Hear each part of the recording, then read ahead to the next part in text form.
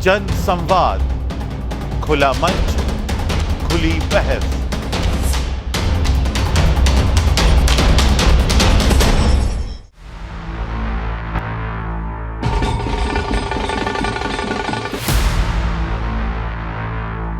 देश के लिए सोचने की कोई उम्र नहीं है। भारत को हिंदू राष्ट्र क्यों घोषित नहीं किया जा सकता? हिंदू इस देश में बहुसंख्यक है, इसीलिए आप लोग बगैर बुर्खा पहने यहाँ पर बैठे हुए हैं। हमारी देश की सीमाएं तो सुरक्षित है, परंतु हमारा देश अभी भी असुरक्षित कैसे है? सीमा के उधर के पाकिस्तान से हमारे सैनिक लड़ लेते हैं, लेकिन सीमा के अंदर के जो पाकिस्तान बनने दिए उनसे असुरक्षित। छोटों की भी बातें बड़ी होती है। नमस्कार, मैं हूं सुरेश चौहान के और आज हम आनंद स्वरूप आर्य सरस्वती विद्या मंदिर रुड़की में हैं और यहां पर 8वीं कक्षा से लेकर 11वीं कक्षा के छात्रों के साथ आज हम संवाद करेंगे। इस कार्यक्रम में आप सभी का स्वागत है। हमारे साथ इस कार्यक्रम में क्योंकि विद्यार्थियों के साथ संवाद होना है तो प्राचार्य हैं, साथ में आध्यात्मिक क्षेत्र के प्राचार्य भी जिनको कहा जा सकता है, स्वामी दिनेशानंद भारती जी है, जो कि पहले सागर सिंधु नाम से जाने जाते थे और अभी शंकराचार्य परंपरा में है। पहले आप सुदर्शन पर इनको भी देख चुके हैं। साथ में इस विद्यालय के छात्र हमारे साथ हैं। आप सभी के साथ ये संवाद हम करेंगे। सामान्यतः टीवी चैनलों पर आप राजनेताओं को, बड़े बड़े लोगों को बातें करते हुए देखे होंगे ना? हाँ, बोलना है। और मैं ऐसा मानता हूं कि कभी कभी बड़ों की भी बातें छोटी होती है, लेकिन कभी कभी नहीं, हमेशा ही छोटों की भी बातें बड़ी होती है। तो आज वो छोटों की बड़ी बातें करने के लिए इस विद्यालय में हम हैं। विषय है देश के सामने क्या चुनौतियां हैं। सामान्यतः छात्रों को लोग कल का नागरिक मानते हैं, क्योंकि नागरिक की व्याख्या उनकी 18वें वर्ष से शुरू होती है। कौन से आयु से? 18। लेकिन ये तो टेक्निकल एज हुआ। एज तो किसी का ज्यादा भी हो सकता है, किसी का कम भी होता है। अकल आने का एज है क्या? देश में देशभक्ति जागने का एज है क्या? नहीं, वो तो पेट में भी छत्रपति शिवाजी महाराज तो पेट में आने के पहले ही माता जिजाऊ ने संकल्प लिया था, तभी से उनके अंदर ये सब कुछ संस्कार और शक्ति, सामर्थ्य, योद्धा के शौर्य गुण थे। तो आप लोगों में भी ये है, क्योंकि आप एक अच्छे विद्यालय में हैं। हमने देवभूमि की यात्रा अगले 3 दिनों तक करनी है, तो इस विद्यालय से चर्चा का प्रारंभ किया है। आज आपके साथ बातचीत करेंगे, कुछ सवाल मैं पूछूंगा और उसके बाद हम आगे बढ़ेंगे। आप में से कितने लोग हैं जो लोग टीवी पर कोई सीरियल देखते हैं? हाथ ऊपर करना अगर देखते हैं तो। नहीं? ठीक है। आप में से कितने लोग हैं जो सोशल मीडिया पर है? सभी है, ठीक है। कितने लोग हैं जो यूट्यूब देखते हैं? ठीक है, नीचे हाथ करिए। कितने हैं जो इंस्टाग्राम पर हैं? हाँ। कितने हैं जो एक्स पर है, जिसको पहले ट्विटर कहा कहते थे? एक है, ठीक है। अब लास्ट 3 महीने में कोई थिएटर में जाके फिल्म देखी हो, ऐसा कोई है? एक है, 2 है, ठीक है। आप में से कितने लोग हैं जो एआई यूज करते हैं, चैट जीपीटी यूज करते हैं? काफी संख्या है, वाह, अच्छी बात है। ग्रामीण क्षेत्र में मैं आपके लिए ताली बजाता हूं, क्योंकि तकनीक में पीछे रहना नहीं चाहिए। ये सब कुछ बनाने वाले हमारे ही लोग हैं, तो हमको पता होना चाहिए। अब बात करते हैं देश की कुछ समस्या की। मैं आपको पूछूंगा देश में क्या समस्या है, और आप ही प्रयास करेंगे कि उसका उत्तर देंगे। नहीं होगा उसका हम देंगे। कैसे भी हम शुरुआत करते हैं कि आज 2025 हिंदुस्तान कहाँ है, क्या समस्या आपको लगती है? कल ये देश आपके हाथ में आने वाला है। कोई सामाजिक क्षेत्र में होगा, कोई धार्मिक में होगा, कोई राजनीतिक में होगा, कोई विज्ञान में होगा, कोई अर्थ में होगा, विभिन्न क्षेत्र में आप जाएंगे। तो क्या समस्या आपको चिंता सताती है? चिंतन आज करना जरूरी लगता है कि कल क्या होगा और अच्छा क्या हो सकता है? किसी से भी शुरुआत कर सकते हैं। माइक किसके पास है? हाँ, बोलो। नमस्कार महोदय, मेरा नाम देव चौधरी है और मैं 9वीं कक्षा का छात्र हूँ।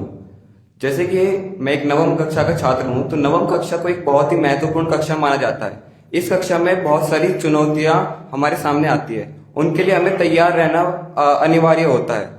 तो जैसे कि हमें बहुत सारी रणनीतियां बनानी पड़ती है कि आने वाले समय में हमें कैसे कैसे क्या क्या करना होता है। तो जैसे हम देश का भविष्य माना जाता है हम लोगों को, तो क्या हमें देश के भविष्य के बारे में चिंतन करना चाहिए? अगर चिंतन करना चाहिए तो वो चिंतन किस संदर्भ में होता है? धन्यवाद। बैठिए। देखिए, मैं मोदी जी की तरह आपकी कोई परीक्षा पे चर्चा नहीं ले रहा हूं।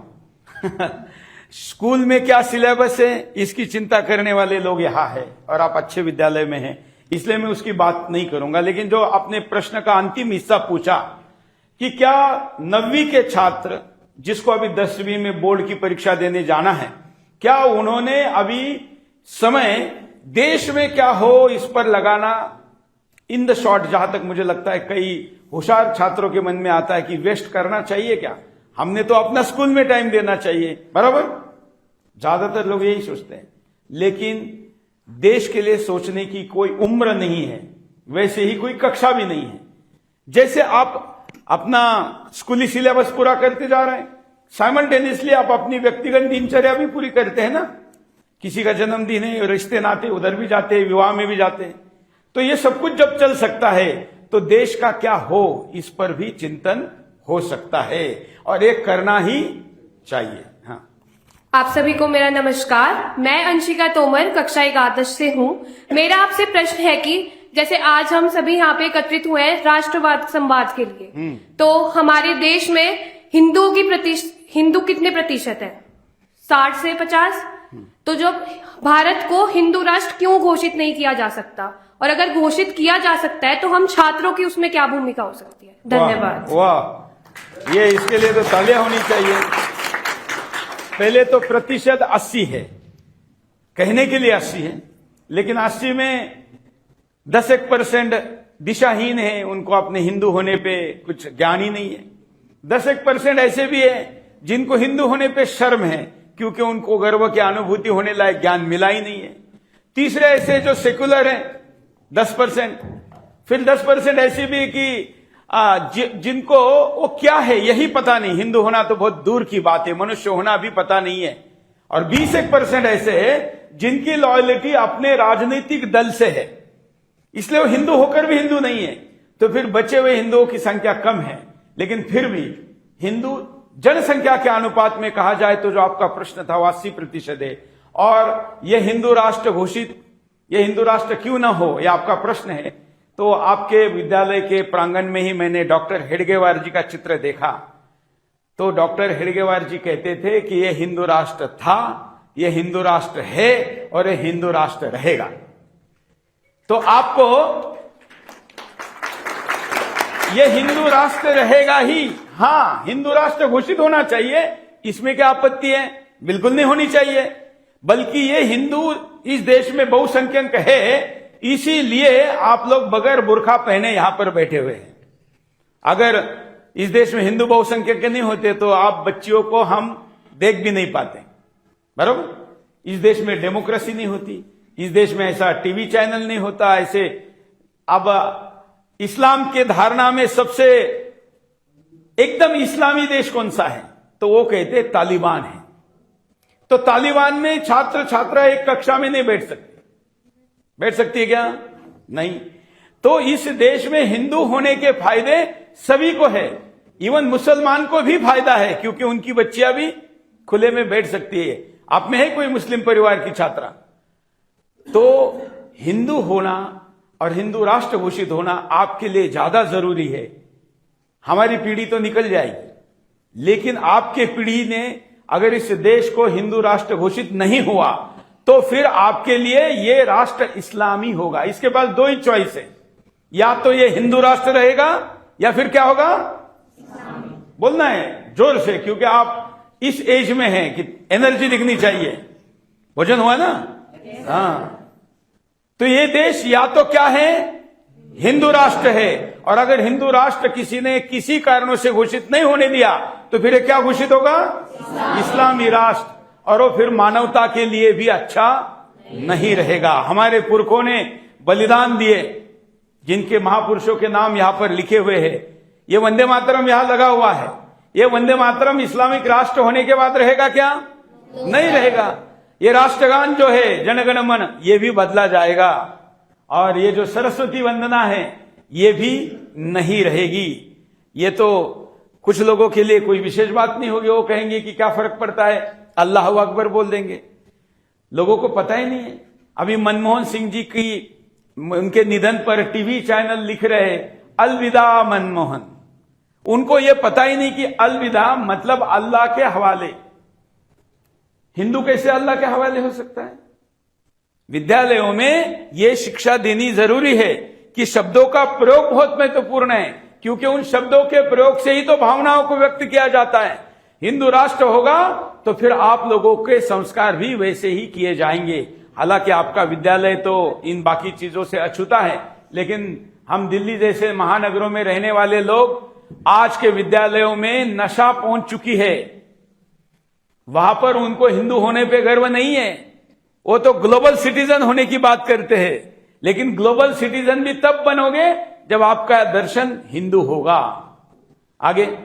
नमस्कार महोदय, मैं श्रेष्ठा कक्षा एकादश की छात्रा आपसे पूछना चाहूंगी कि बीते कुछ दिनों में कई विद्यालयों में क्रिसमस का त्योहार मनाया गया, परंतु हमारे गुरुजनों ने हमसे तुलसी पूजन मनाने का आग्रह किया और हमने मनाया भी। इस पर आपके क्या विचार है?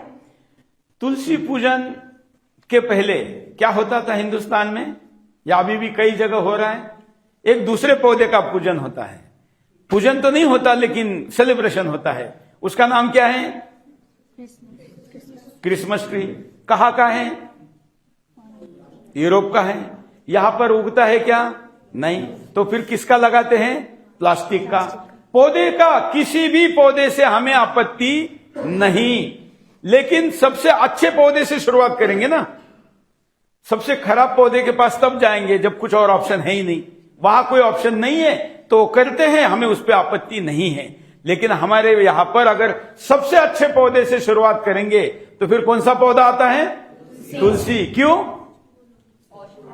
औषधि है, ऑक्सीजन देता है और परंपरा का प्रतिनिधित्व करता है, धार्मिक भावना भी है, सामाजिक दृष्टिकोण भी है, बराबर सभी दृष्टिकोण में आता है। इसकी शुरुआत सुदर्शन न्यूज चैनल ने की थी 20 वर्ष पहले। हम विकल्प देने पर हमेशा बात करते हैं। सुदर्शन केवल समस्या नहीं बताता, समाधान देता है। तुलसी पूजन का पहला कार्यक्रम 20 वर्ष पहले सुदर्शन चैनल ने शुरू किया। आज हिंदुस्तान में सभी जगह पर ये मनाया जा रहा है और मुझे तो और प्रसन्नता हुई कि आपके यहां पर भी मनाया जा रहा है। तो इसका मतलब सुदर्शन का अभियान आपके विद्यालय में भी पहुंच चुका है। अब कई साधु संत भी मना रहे हैं और इस कैंपेन को चल दिया है। अब क्रिसमस का विरोध क्यों? विरोध कुछ नहीं है, किसी को अपना उत्सव मनाने पे कोई हर्ज नहीं है। लेकिन जिस देश में 2% ईसाई रहते हैं, ऐसा आप खुद कहते हो, तो उन 98% लोगों को जबरदस्ती क्यों? आप मनाओ, अपना सेलिब्रेशन करो, लेकिन आप 98% पर क्यों थोप रहे? आप तब थोपते थे जब आप यहां पर सत्ता में थे, मतलब अंग्रेजों का, ब्रिटिशों का, यूरोपियन का इस देश पे ईस्ट इंडिया कंपनी का जब शासन था तो हमारे लिए कंपलसरी था। तब तो रानी का गीत गाया जाता था, पता है ना। इसका विरोध किया था डॉक्टर हेडगेवार जी ने भी। उनकी मिठाई नहीं खाऊंगा कहा था और अपने वर्ग से उठकर चले गए थे। तो आज तो हम स्वतंत्र है। तो स्वतंत्र है मतलब क्या? स्वतंत्र है केवल एक तिरंगा लगा हुआ है, हम अपना प्रधानमंत्री चुनते, मतलब हम स्वतंत्र है क्या? नहीं। हम सांस्कृतिक दृष्टिकोण से, आध्यात्मिक दृष्टिकोण से और धार्मिक दृष्टिकोण से, उत्सव इन तीनों से बंधा होता है। सामाजिक भी होता है लेकिन वो बाद में होता है। ये जो उत्सव है ये हमारा नहीं है। धार्मिक दृष्टिकोण से है क्या ईसाइयों का उत्सव हमारा? नहीं। आध्यात्मिक दृष्टिकोण से है क्या? नहीं। सामाजिक दृष्टिकोण से है क्या? नहीं। तो इसलिए हम नहीं मनाते। जिनको मनाना है मनाएं। हां, कुछ जगह उसका विरोध होता है, करना भी चाहिए। क्यों? क्योंकि पूरे वर्ष भर में जितना क्रिसमस में धर्मांतरण होता है 10 दिनों में, साल भर में होने वाले धर्मांतरण का पीक पीरियड यही रहता है। इसलिए सजग रहो इन त्योहारों में। और किसी के 0.1% से ईसाई बनने की शुरुआत जो होती है वो इसी त्योहार से होती है, इसी सेलिब्रेशन से होती है। क्यों कहता है क्या फर्क पड़ता है, मेरी क्रिसमस, क्या कहता है न्यू ईयर, ये वर्ष हमारा है क्या? नहीं, ठीक है, अंतर्राष्ट्रीय स्तर पर ये व्यापार वर्ष है, ठीक है, हम भी उसकी डेट को लेते हैं, लेकिन हमारे जन्म की कुंडली भी कौन से वर्ष से बनती है? हिंदू वर्ष से। हमारा विवाह किससे होता है? हिंदू पंचांग से। हमारी मृत्यु की भी बात लिखी जाती हो किससे? हमारा 10वीं 13वीं वर्ष श्राद्ध किससे होता है? हिंदू पंचांग से। तो हमारे जीवन की कुछ लोगों का जन्मदिन छोड़कर सारी विधियां जो होती है वो किससे होती है? हिंदू पंचांग से। लेकिन हम वर्ष मनाते हैं नया अंग्रेजी, हम मतलब कुछ लोग, आप लोग नहीं मनाते, मैं जानता हूं। हमारा नव वर्ष हम क्यों ना मनाएं? चीन मनाता है, दुनिया के अधिकतर देश अपना अपना वर्ष मनाते, लेकिन जो कॉमन वेल्थ कंट्रीज है, मतलब रानी का जहां राज रहा था वहां पर यह वर्ष मनाया जाता है। लेकिन अब फर्क पड़ा है। अब मैं परसों एयरपोर्ट पर उतरा तो वहां पर देखा मैंने कि उतना जिसको जबरदस्ती करवाया जाता था वो अब नहीं है। अब दिवाली पर भी मैंने देखा एयरपोर्ट और मॉल दिवाली भी सज रहे हैं। पहले तो दिवाली का उनका कोई संबंध नहीं, ऐसा लगता था जैसे किसी दूसरे का त्योहार हो, अब नहीं है। त्योहार उत्सव ये हमारे मनों पर प्रभाव छोड़ते हैं, और इसलिए आपके प्रश्न का उत्तर मैंने ज्यादा विस्तार से इसलिए दिया, और आपके द्वारा मैं देश भर के छात्रों को भी कहूंगा। अब विषय निकल ही आया है तो मैं एक चीज और जोड़ दूंगा, क्योंकि बात संस्कृति की हुई है। जन्मदिन सब मनाते हैं, तो अपना जन्मदिन हिंदू पंचांग के अनुसार भी मनाइए। इंग्लिश कैलेंडर से कोई मनाता है, हर्ज भी नहीं है, इंग्लिश डेट, लेकिन तिथि के अनुसार भी मनाना चाहिए। और साथ साथ में कैसा मनाना चाहिए? आप लोग क्या केक काटते हैं या कुछ और करते हैं? आप लोग जन्मदिन पे क्या करते हैं? हाँ, केक काटते हैं। तो अभी भी आपको और ज्यादा जरूरत है इसका मतलब। हाँ, केक काटने से क्या होता है और अच्छा कैसे मनाया जा सकता है? आप मेरे सोशल मीडिया प्रोफाइल पर जाकर देखेंगे, मेरा नाम डाल के जन्मदिन, तो हमने एक व्यवस्था शुरू की है।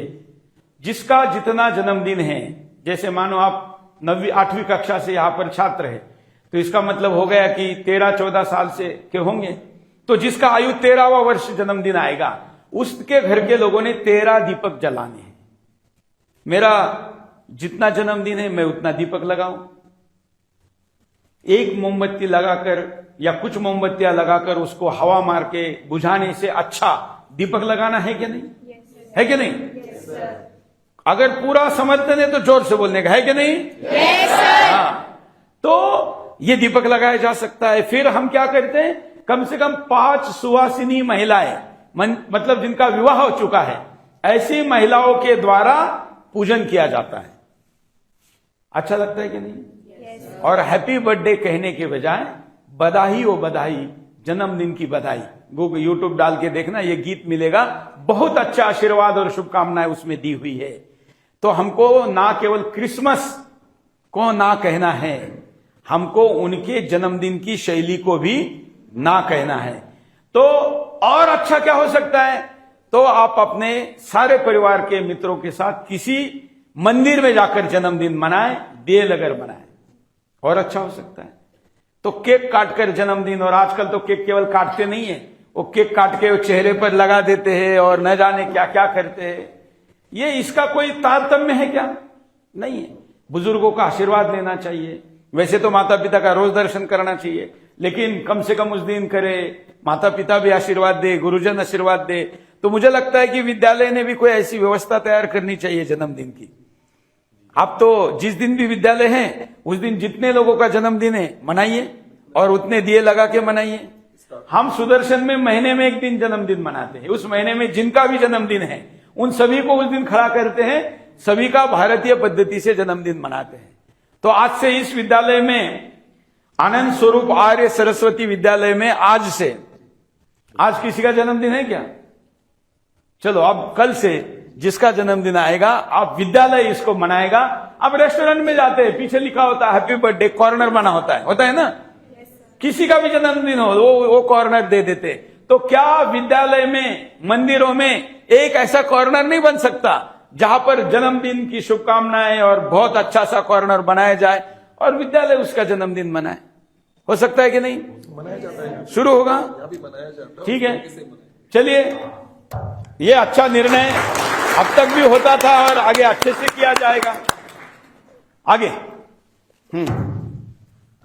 नमस्कार, मेरा नाम रैना शर्मा है। मैं कक्षा 11 की छात्रा हूँ और मेरा आपसे प्रश्न है कि राष्ट्रीय अवधारणा के घटक क्या हो सकते हैं? राष्ट्रीय धारणा के घटक, हाँ बैठिए। राष्ट्र और देश, ये दोनों में अंतर है। आप जानते हैं देश क्या होता है? बताओ, देश क्या है? कोई भी बताए। एक सीमा जिसकी तय है, जिसको पॉलिटिकल मैप या राजनीतिक नक्शा बोलते हैं, वहां लिखा होता है राजनीतिक नक्शा। इसका मतलब हो गया सीमा में बंधी हुई एंटिटी, उसको बोलते हैं देश। लेकिन राष्ट्र सीमा में नहीं बांधा जा सकता। 3-4 उदाहरण देके बताऊंगा मैं, क्योंकि मेरे इस बात पर कुछ लोग जो सोशल मीडिया पर देख रहे हैं वो जरूर कमेंट्री करेंगे, मुझे पता है। देश का विभाजन हुआ भारत का, उसके पहले देश कौन सा था? आज का पाकिस्तान भी कहां था? भारत में था। आज का बांग्लादेश भी कहां था? और थोड़ा पीछे जाएंगे तो आज का श्रीलंका भी कहां था? आज का अफगानिस्तान भी, नेपाल भी, भूटान भी, ब्रह्मदेश भी भारत में। तो देश की व्यवस्था बदल गई। लेकिन राष्ट्र क्या होता है? राष्ट्र होता है जिसकी भौगोलिक सीमाएं नहीं होती। कुछ देशों में यह संकल्पना है, लेकिन हमारे यहां नहीं है।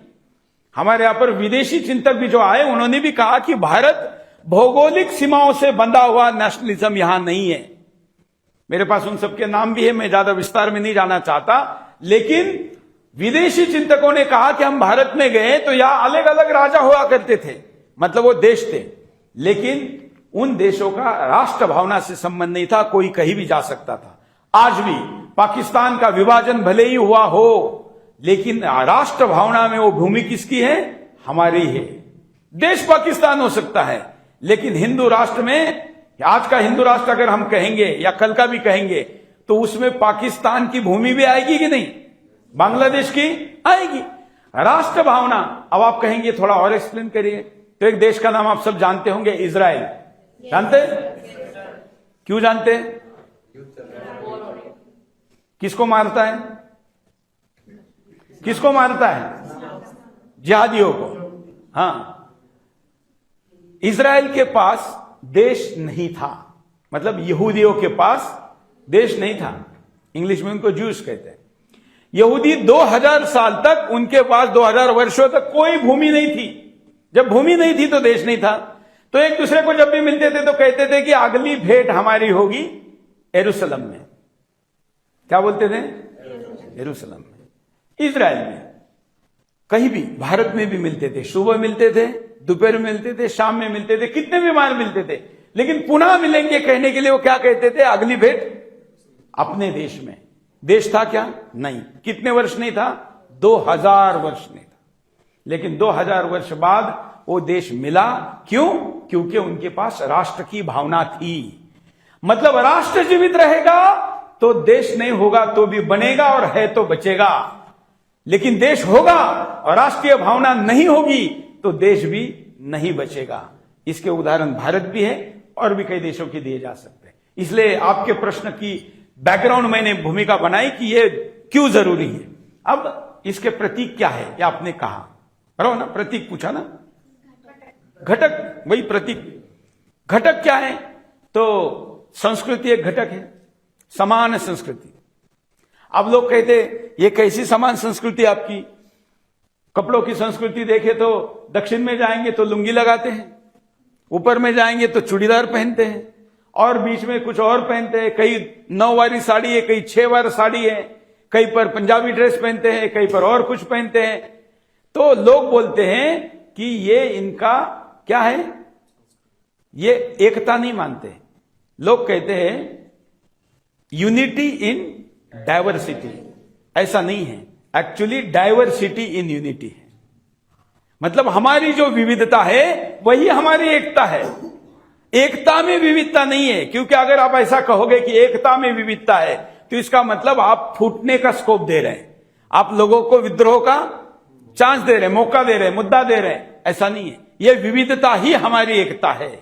और हमारे यहां पर कपड़े पश्चिम की तरह नहीं है कि अमेरिका से लेके पूरे देश में ईसाई एक जैसा कपड़ा पहनता है। अरे हमारे दक्षिण में गर्मी ज्यादा होती है तो लुंगी पहनते हैं, हवा चाहिए। उत्तर में ऊपर आएंगे कश्मीर की तरफ तो सर्दी ज्यादा है तो कपड़े ज्यादा अलग तरीके से होंगे। तो हमारे यहां पर पर्यावरण पूरक जीवन है, इसलिए संस्कृति है, कपड़ों की भी है, खाद्य की भी संस्कृति है। लेकिन खाद्य की संस्कृति भी हमारे यहां पर कैसी है? महाराष्ट्र में पूरन पोड़ी है, यहां पर क्या है? कोई मेनू बताओ सबसे अच्छा जो उत्सव पर बनाते हैं। राजमा चावल है, छोले भटूरे हैं, आलू पूड़ी है। अब ये कई तो नेशनल नेशनल फूड हो गए, लेकिन है ना, अलग है ना। ये क्यों है?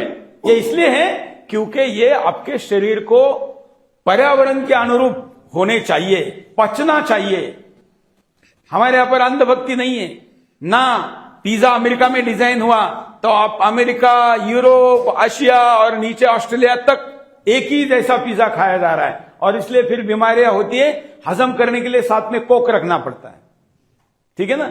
हमारे यहां वो जरूरत नहीं है। हमारे यहां पचाने के लिए कहीं सांबर है तो कहीं हरी चटनी है तो कहीं पर और कोई चीज है, रसम है, अलग अलग चीजें है। आपका प्रश्न था घटक, घटक में संस्कृति, फिर संस्कृति के साथ संस्कृति का ही हिस्सा कपड़े है, संस्कृति का ही हिस्सा खान पान है, रहन सहन है, बोली भाषा है, ये सारी चीजें। अब कोई कहेगा कि भाषा के आधार पर राष्ट्र की व्याख्या करे तो हमारे यहां तो कई टुकड़े हो जाएंगे, तो वो घटक है क्या? नहीं, उससे बड़ा घटक है क्या? भाषा जो है हमारी, और हमारी मुख्य भाषा कौन सी है? संस्कृत। उसकी उपभाषाएं कौन सी है? हमारी जो अन्य प्रादेशिक और समूह की भाषा है वो। लेकिन राष्ट्र नाम की भाषा, आज की भाषा में हिंदी, उसकी भी, हिंदी की भी मां कौन है? संस्कृत है। इसलिए ये उन सभी के घटक है। इन घटकों पर अगर हम एकता के साथ रहते हैं तो राष्ट्र मजबूत हो सकता है। और भी 10-12 घटक है, लेकिन मैंने प्रमुख घटकों की बात आपके सामने कही है। हाँ, नमस्कार सर, मैं दिव्या शर्मा, कक्षा एकादश से। मेरा प्रश्न कुछ इस प्रकार है। राष्ट्रवाद के अनुसार भविष्य की चिंता करना हमारा परम कर्तव्य है, परंतु वो किस भविष्य की बात कर रहे होते हैं? आखिर किस भविष्य की चिंता करना हमारा कर्तव्य है? बेटिए, राष्ट्रवाद, अभी थोड़ी देर पहले हमने देश और राष्ट्र की बात की। विभाजन 15 अगस्त को जब विभाजन हुआ, 14 अगस्त की रात को, तो कराची हमारे राष्ट्रवाद का हिस्सा था कि नहीं? लेकिन विभाजन के बाद शत्रु राष्ट्र में चला गया। वैसे टेक्निकल देश वाली व्यवस्था को हम निर्माण करें तो राष्ट्र के अंदर भी आज कई राष्ट्र, जिसको अराष्ट्रीय भावना कहते हैं, वो आज पल रही है। खलिस्तान है ना, अरे जिसका हिंदुस्तान है वो खलिस्तान अलग से मांग रहा है, लेकिन जिसको हिंदुस्तान में रखा, जिनको पाकिस्तान दे दिया था, हिंदुस्तान में रखा, वो भी पाकिस्तान मांग रहा है, पाकिस्तान बना रहा है। राष्ट्रवाद इसलिए जरूरी है क्योंकि राष्ट्र की भावना की सुरक्षितता का कवच जो है, वो कवच क्या है? राष्ट्रवाद है। राष्ट्रवाद रहेगा तो राष्ट्र सुरक्षित रहेगा, राष्ट्र की भावना सुरक्षित रहेगी। इसलिए इस एज में भी आपने राष्ट्रवाद का विचार करना चाहिए, भावना बढ़ानी चाहिए। कैसे बढ़ेगी? तो हमारे जमाने में तो प्रतिदिन हम मैदान में एकत्र आते थे, राष्ट्रगान, राष्ट्रगीत होता था। आजकल मुझे लगता है कि सभी लोग वाह वाह वाह, इस विद्यालय के लिए ताली बजाइए। आजकल बहुत से विद्यालय क्या करते हैं, किसी वार्षिक उत्सव में ही मैदान पर एक साथ लाते हैं, बाकी समय में स्कूल कक्षा में खड़े होंगे, स्पीकर ऑन होगा। हम जब थे तो हमारे यहां पर ऐसा शुरू हुआ था, 8वीं कक्षा में थे हम, और स्पीकर लगाकर शुरुआत की। हमने उस समय आंदोलन किया था, मैं 8वीं कक्षा में था, और हमने कहा कि आप हमको स्कूल में आधा घंटा ज्यादा बुलाओ, लेकिन हम मैदान पे सब एकत्र आएंगे और एक साथ राष्ट्रगान और राष्ट्रगीत गाएंगे, और हमने करवाया था। क्योंकि ये सब कुछ करने में एकता का भाव जरूरी है, सामूहिकता जरूरी है। अब मैं देख रहा था आपके इधर आने के पहले कुछ लोग वहां पर शारीरिक अभ्यास कर रहे थे, या इंग्लिश में जिसको लेफ्ट राइट कहते हैं, परेड में लेफ्ट राइट लेफ्ट राइट। लोग कहते हैं अरे आगे ही चलना है ना, तो एक साथ चलना क्यों जरूरी है? कहते हैं ना एक साथ लेफ्ट राइट पैर पड़ना चाहिए, तो सभी का लेफ्ट ही क्यों पड़े? ठीक है, आगे जाना है उद्देश्य। आगे जाना केवल उद्देश्य नहीं है, एक साथ जाना है, एक भावना से जाना है। अगर कदम ताल जुड़ेगा तो मन भी जुड़ेंगे।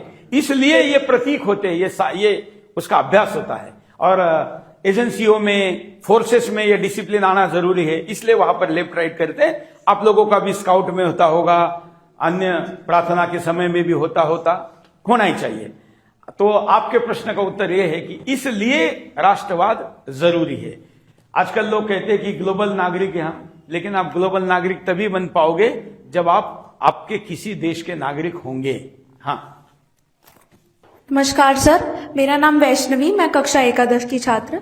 मेरा प्रश्न यह है कि राष्ट्रवाद को हम कैसे परिभाषित कर सकते हैं और क्या राष्ट्रवाद समय के साथ बदलता है? बेटे, पहले तो राष्ट्रवाद समय के साथ नहीं बदलता, लेकिन राष्ट्रवाद का तेवर बदलता है। जैसे उदाहरण के लिए, मैं क्रिकेट का समर्थक नहीं हूं, लेकिन वर्ल्ड कप आएगा और आपकी टीम मैच में होगी, तो राष्ट्रवाद उफान पर होगा। वो आप लाएंगे ना लाएंगे, बाजार लाएगा। क्यों? क्योंकि उनके लिए आपके आईबॉल, टीवी पर आप जाए, ये जरूरी है, क्योंकि विज्ञापन का रेट बढ़कर मिलेगा। आप लोग नहीं देखेंगे तो फिर एडवर्टाइजमेंट का रेट ज्यादा नहीं आएगा। तो वो बाजार ने निर्माण किया हुआ राष्ट्रवाद है, वो आपका राष्ट्रवाद एक्सप्लॉइट कर रहे हैं। वास्तविकता राष्ट्रवाद तो प्रतिदिन की बात है। राष्ट्र तो हर श्वास में होना चाहिए कि नहीं? होना चाहिए, लेकिन उसका स्वरूप बदलता है क्या? तो हाँ, एक ये इसको बोलते हैं, एक होता है डायनामिक, एक होता है स्टैटिस्टिक। डायनामिक मतलब जिसमें बदलाव होता है, और स्टैटिक मतलब जिसमें कोई बदलाव नहीं होता। हम भारतीय है, भारत हमारा देश है, सारे भारतीय हमारे बांधव है, इसमें कोई समझौता है क्या? नहीं, ये है स्टैटिक। लेकिन डायनामिक क्या है कि अगर कोई कहता है पाकिस्तान जिंदाबाद, या पाकिस्तान की टीम जीतने पर पटाखा फोड़ता है, भारतीय है, तो हम भारतीय, सारे भारतीय मेरे बांधव है, इसमें आएगा क्या? नहीं, तो स्वरूप बदलेगा। तो राष्ट्रवाद का स्वरूप इस अनुसार बदलता है। युद्ध शुरू हो गया तो जो सेना में नहीं जाना चाहता था, या जो सेना से रिटायर्ड होके आया है, वो भी जाना चाहेगा कि नहीं? आप लोगों को पूछा जाएगा कि कल युद्ध शुरू होता है, तो आप लोग 10वीं का बोर्ड दोगे या सेना में जाओगे? तो क्या करोगे? सेना में जाएंगे।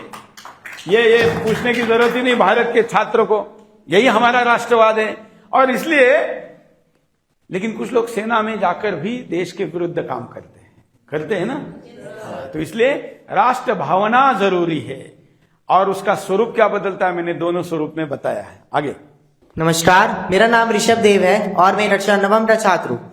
मैं आपसे ये पूछना चाहता हूँ कि जैसे हम लोग बाहर का कल्चर अपना रहे हैं, वेस्टर्न, इधर उधर तो बहुत सारे देश हैं, तो क्या वो भी हमारे कल्चर के बारे में सोचते हैं, हमारे कल्चर को, मतलब हमारे कल्चर को अपनाना चाहते हैं? व्यक्ति जो होता है ना, खास करके युवा, वो स्वभावतः विद्रोही होता है। क्यों? क्योंकि उसको ज्ञान नहीं होता। विद्रोह आदमी कब करता है? या तो ज्ञान न होने की स्थिति में करता है, जिसको अज्ञान भी कहा जा सकता है, या फिर व्यवस्था में दबाया जाता है, तब करता है। अब हमारी व्यवस्था दबाने की तो है नहीं। भारतीय हिंदू दर्शन में कोई दबाव है क्या? नहीं। तो आपको मूल प्रश्न क्या था? हाँ, वो क्या सोचते हैं और हमने क्या सोचना चाहिए, सेंट्रल आइडिया पे आता है। अब देखिए, वास्तविकता कल्चर क्या है? उनके हिसाब से कल्चर वो है जो किसी पुस्तक में लिखा हुआ है। इस्लाम के दृष्टिकोण से रेगिस्तान में लिखी गई पुस्तक में जो लिखा है वही पहनना है, वही तरीका अपनाना है।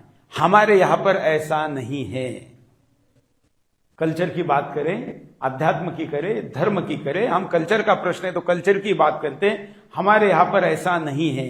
हमारा हिंदू दर्शन सेंट्रल आइडिया देता है कि हम प्रकृति पूरक हमारे कल्चर को बनाएं। क्या? प्रकृति पूरक मतलब जब सर्दी आई है तो हम कौन से कपड़े पहनते हैं? गर्मी के कपड़े पहनते हैं। जब गर्मी आएगी तो कौन से कपड़े पहनेंगे? वही कहेंगे। यही खाने की बात है। अभी आपके पास आसपास गजक खाने में मिलता है, उत्तर भारत में, पश्चिम उत्तर प्रदेश में बहुत खाते हैं। मिष्ठान्न मिलते हैं इन दिनों में, तिल वाले पदार्थ ज्यादा मिलते हैं। ये भी खाने का कल्चर है। तो हमारा कल्चर उधर, उनका कल्चर है कि गर्मी में भी तिल खाओ, तो क्या होगा? बीमार पड़ेंगे, बराबर ना? या गर्मी में भी गर्म चीजें खाओ, सर्दी में भी ठंडी चीजें खाओ। ये हमारे यहाँ खाने का कल्चर हो, रहने का कल्चर हो, ये सब चीजें जो खास करके कल्चर के कई अंग है, लेकिन मैं इन 2 चीजों पर जोर देता हूं क्योंकि बाह्य दृष्टया दिखने वाली चीजें हैं। वहां क्या हो रहा है? आज भारत में कोई वकील काला कोट पहनकर 50 डिग्री टेम्परेचर में टाई लगाकर कोर्ट में जाकर स्वतंत्रता की बातें करता है कि मेरे क्लाइंट को न्याय मिलना चाहिए। अरे तुम खुद गुलाम हो। काले कपड़े पहन के 50 डिग्री सेल्सियस के आसपास टेम्परेचर है और काला कोट, ये क्या है? गुलामी है। अब वेस्ट को ये भारत की संस्कृति का महत्व समझ में आने लगा है। जैसे कोरोना काल में वहां 12 महीने क्या करते? हाथ मिलाते हैं। माँ बाप हो, वरिष्ठ हो। हमारे यहां पर अभिवादन की कई तरीके हैं। जैसे पैर पड़ना है, हाथ जोड़ना है, केवल सर झुकाना है, आंखों में आंखें ना मिलाना भी एक अभिवादन है, बाजू में हो जाना भी अभिवादन के कई तरीके हैं। लेकिन उनके यहां पर क्या तरीका है? हाथ मिलाना। उनके ध्यान में आ गया कोरोना के दरमियान कि इससे तो मर सकते हैं, तो क्या किया उन्होंने? शुरू नमस्ते शुरू किया। तो किसका अच्छा कल्चर है? हमारा है। अब धीरे धीरे शुरू हो गया है, बाकी जगह पर भी लोग करने लगे हैं। तो हम हाथ मिलाने से डरने के लिए ऐसा करते थे क्या? नहीं। भाई हमें, हमारे यहां कभी कोरोना जैसी कोई महामारी आई और इसलिए हम एक दूसरे को हाथ मिलाना रोक दिया, ऐसा नहीं। हम हमेशा ही हमारा हाथ जोड़ना है। आपके अंदर के ईश्वर को हमारा प्रणाम है। हाथ क्यों जोड़ते हम? वो सामने वाले व्यक्ति को जोड़ते हैं क्या? व्यक्ति के अंदर के भगवान को, ईश्वर को जोड़ते हैं कि आपके अंदर जो ईश्वर है उसे प्रणाम है, इसलिए हम हाथ करते हैं। ये दर्शन का फर्क है। दर्शन मतलब फिलॉसफी का फर्क है, वही कल्चर में रिफ्लेक्ट होती है। अब वहां पर देखिए जिस प्रकार की आयु वर्ग है, हमारे यहां पर हर आयु वर्ग के लिए जीवन में कुछ आश्रम दिए गए हैं। आश्रम मतलब क्या? विभिन्न आयु की अवस्था है। जैसे वानप्रस्थ आश्रम कब होता है? मोटा मोटा पुराने जमाने में कहते थे कि 60 साल के बाद, बराबर ना महाराज जी? 60 के बाद। 60 कब आता है सामान्यता? आपके बच्चों को बच्चे हो जाते हैं और वो काम करना शुरू कर देते हैं, तो आपको विश्राम की भी व्यवस्था है। और अगर आप विश्राम नहीं करेंगे तो आप क्या करोगे? हस्तक्षेप करोगे, फिर पीढ़ियों का अंतर होगा, फिर आपका क्या होगा? हाँ, ये सब कुछ बचने के लिए क्या कहा गया है? अभी कम घंटे काम करना है तो आप वानप्रस्थ में जाओ। और वानप्रस्थ में केवल विश्राम नहीं है, उस वानप्रस्थ आश्रम में समाज का मार्गदर्शन है, अपने अनुभव को बांटना है, और इसलिए वानप्रस्थ आश्रम है। ऐसे 3 आश्रम हमको दिए। ब्रह्मचार्य आश्रम, आप लोग कौन से आश्रम में? अभी ब्रह्मचार्य। ब्रह्मचर्य आश्रम कितना जरूरी है, इस पर कभी मुझे लगता है अलग से सेशन हो सकता है, लेकिन मैं कितना जरूरी है कहने के लिए आपको बताऊं तो बुद्धि से लेके अमेरिका के पिछले एक राष्ट्रपति थे जॉर्ज डब्ल्यू बुश, उन्होंने अपने देश में ब्रह्मचर्य का पालन करने की अपील की थी। उन्होंने कहा था कि भारतीय बच्चों के दिमाग इसलिए ज्यादा चलते हैं क्योंकि वो ब्रह्मचर्य का पालन करते हैं, इसलिए विचलित नहीं रहते। मतलब हमारे पुरखों ने कब सोचा है? हजारों वर्ष पहले सोचा है। कल्चर की बात कर रहा हूं मैं। अब उनके भी ध्यान में आ रहा है कि अरे इनकी बातें सही है। फिर खाने का कल्चर, कितने बजे खाना चाहिए? वहां तो जब भूख लगे तब खाना चाहिए। हमारे यहां पर ऐसा नहीं। हमारे यहां कहते सूर्योदय के बाद, सूर्यास्त के पहले। लेकिन अब रात में हमारे यहां पर भी खा रहे हैं तो नुकसान भी झेल रहे हैं। इसलिए संस्कृति का स्वीकार हमारे यहां पर उनका कुछ समय के लिए हो रहा था जब अज्ञान और गुलामी का समय था, लेकिन अब बदल हो रहा है। आपको अपने आसपास भी दिख रहा होगा, लेकिन पर्याप्त है क्या? नहीं, और ज्यादा करना चाहिए।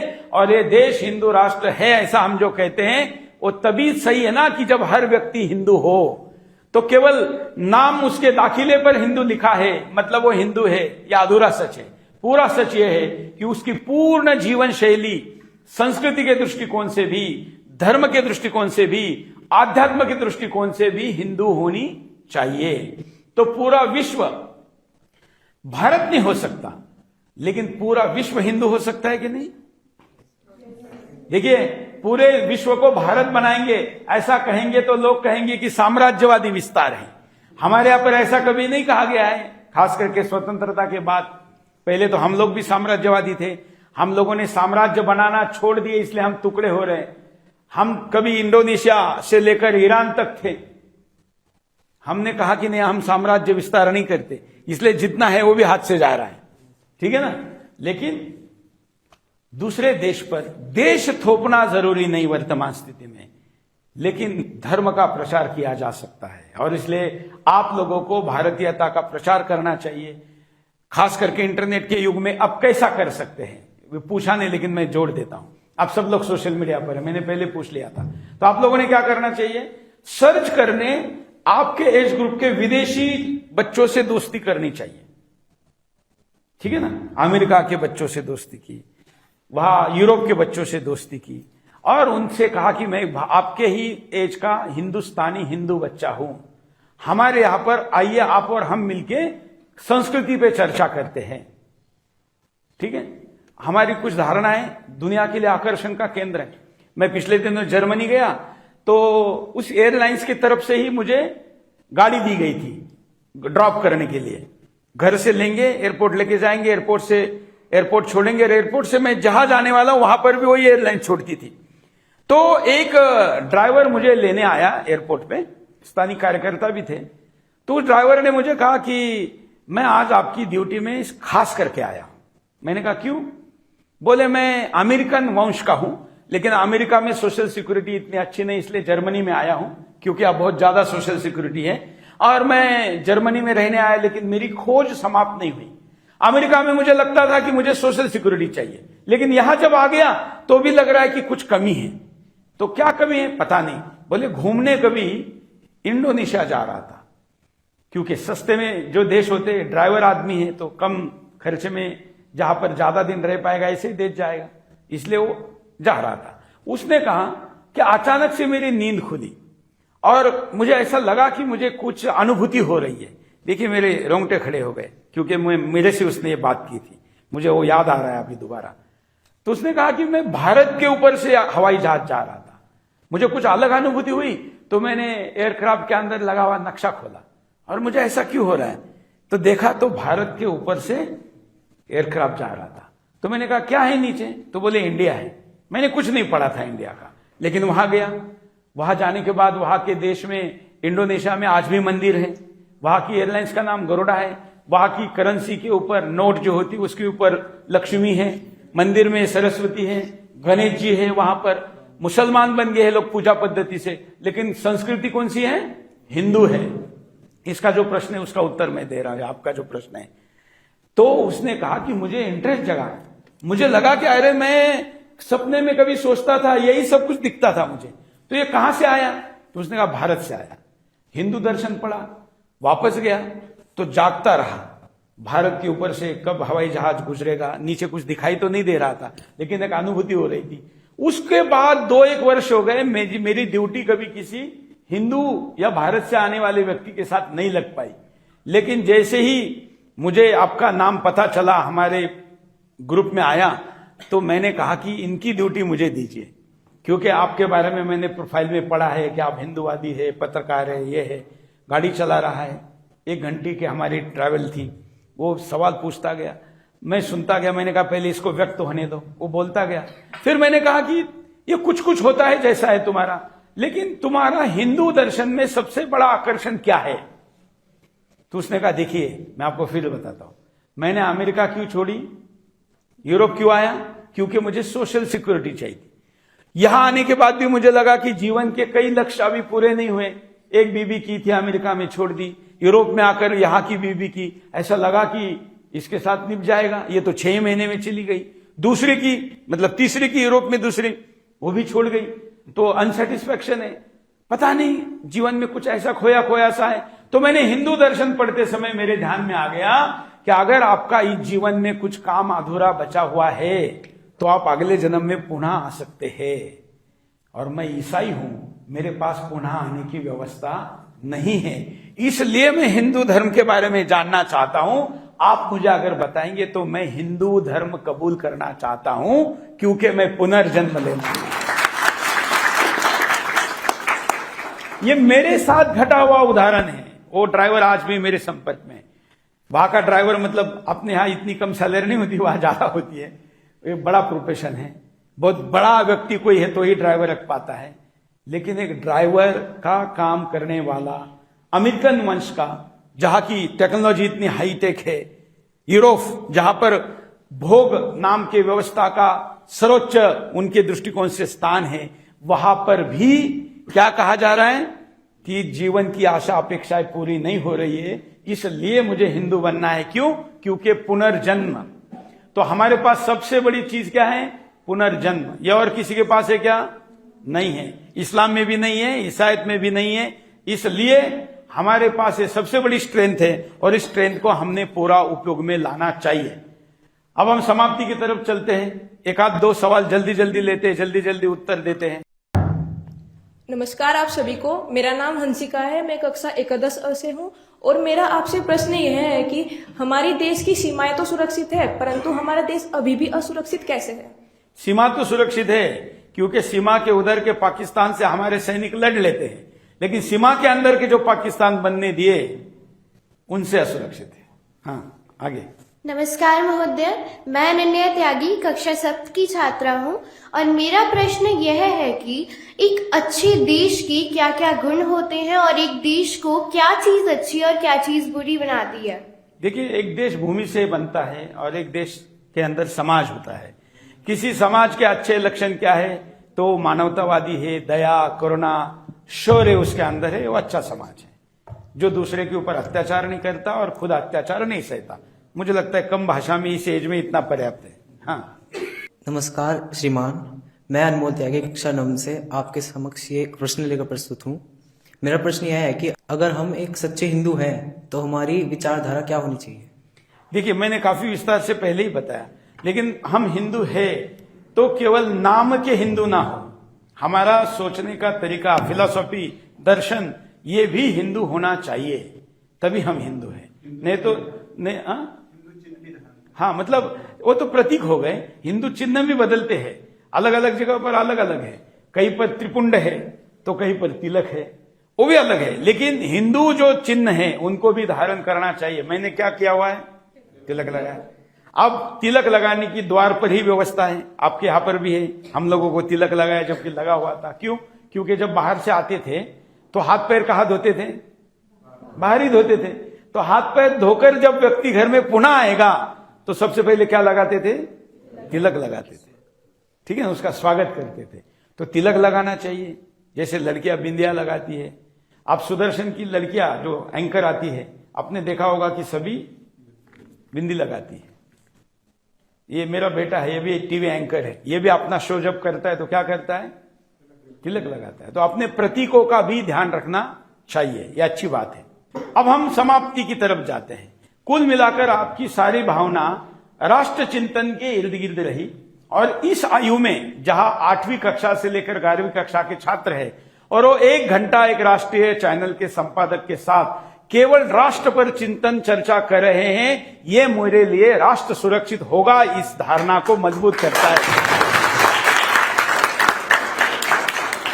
तो मैं खुश हूं, अमित चौहान ने इसकी व्यवस्था की है हमारे और इसलिए मैं कि आज गांव में, वैसे ग्रामीण क्षेत्र है ये, इस ग्रामीण क्षेत्र में हालांकि यह IIT है, लेकिन आप लोग ये सोच रहे, इसलिए पहले तो मैं बड़ा खुश हुआ कि हाँ, अच्छी बात है, बच्चे अच्छे हैं, जहां अच्छे विद्यालय है, इसका क्रेडिट इनको जाता है क्योंकि इन्होंने आपको ऐसा बनाया है। इनका क्रेडिट इस विद्यालय को जाता है क्योंकि इस विद्यालय ने इनको अवसर दिया है। तो ये सारी चेन है और इस चेन में हम अंत हमारी बातचीत का, इस बातचीत का केवल करेंगे, बाकी हमारा संवाद जारी रहेगा। आप लोग मुझे सोशल मीडिया से फॉलो कर सकते हैं, प्रश्न पूछ सकते हैं, मैं आपको उत्तर दूंगा। अब हम समारोह ऐसा करते हैं कि हम प्रतिदिन जल्दी उठें, उठते ही भगवान का नामस्मरण करें। हमारे यहाँ व्यवस्था है, बेड पर ही हाथ जोड़कर हमारे यहाँ क्या कहते हैं, कराग्रे वस्ते लक्ष्मी, कर मध्य सरस्वती, कर मूले तुम गोविंदम, प्रभाते कर दर्शनम, करते हैं ना। उसके बाद जमीन पर पैर रखने के पहले क्या कहते हैं, समुद्र वसने देवी पर्वत स्तन मंडले, विष्णु पत्नी नमस्तोभ्यम, पाद स्पर्शम समस्वे, उसको क्षमा मांगकर पैर रखते हैं। मतलब प्रकृति का भी आपने पालन किया, प्रणाम किया। फिर स्नान में जाते हैं तो स्नान में क्या कहते हैं, गंगे च यमुने च, सारे नदियों के नाम लेते हैं, सारी देश भर की नदियों की, जो आज पाकिस्तान में गई है उनका भी, और जो आज अफगानिस्तान में है और जो आज बांग्लादेश में, उनका भी नाम लेते हैं। तो आप राष्ट्र, देश भावना, भूगोल, इनको भी टच करते हैं और उनके अंदर का भी देवत्व देखते हैं। फिर आप भोजन मंत्र में आते हैं तो भोजन मंत्र में भी आप क्या कहते हैं, ओम सहना भवतु सहनौ भुनत्तु सह वीर्यं करवावहै। आप कहते हैं कि अन्न में जो प्राशन कर रहा हूं, इससे मुझे मिलने वाली शक्ति से मैं स्वयं के साथ राष्ट्र का, धर्म का, समाज का, प्रकृति का, ब्रह्मांड का संरक्षण कर सकूं। फिर शाम में आप अपने दिन भर की काम के लिए जब निकलते हैं तो काम में भी राम कहते हैं, शाम में जब वापस आते हैं तो भगवान का धन्यवाद करते हैं, संध्या करते हैं, और फिर आप शाम को पुनः भोजन मंत्र करते, पुनः सोने जाते हैं तो सोने समय क्या कहते हैं, सर्व भवन्तु सुखिनः सर्वे सन्तु निरामया, सर्वे। और हमारे सर्वे में कौन सर्वे आता है, ब्रह्मांड आता है। मतलब एक छोटी सी माइक्रोस्कोपी से दिखने वाला कीड़ा भी आता है। 24 घंटे का हमारा ये जो परिवलन है, ये इसी को हिंदू दर्शन कहते हैं। तो जो प्रश्न है कि हम हिंदू है और हम हिंदू दिखे और हम हिंदू जिए तो हमारा शरीर अच्छा रहेगा। हिंदू खान पान फॉलो करोगे तो पेट अच्छा रहेगा, पेट अच्छा रहेगा तो विचार अच्छे रहेंगे, विचार अच्छे रहेंगे तो शरीर अच्छा रहेगा, शरीर अच्छा रहेगा तो काम अच्छा होगा, और काम अच्छा होगा तो राष्ट्र, समाज, परिवार सब कुछ ठीक होगा।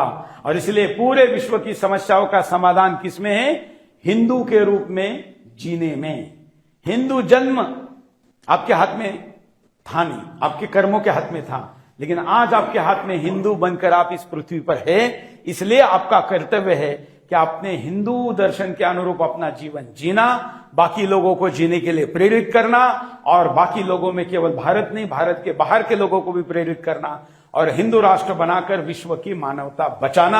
आप ऐसा कर सके, इसके लिए मैं माता सरस्वती को, माता भगवती को प्रार्थना करता हूं कि आपको ये शक्ति मिले और इस संकल्प को आप पूर्ण कर सके। बहुत बहुत शुभकामनाएं। जय श्री राम।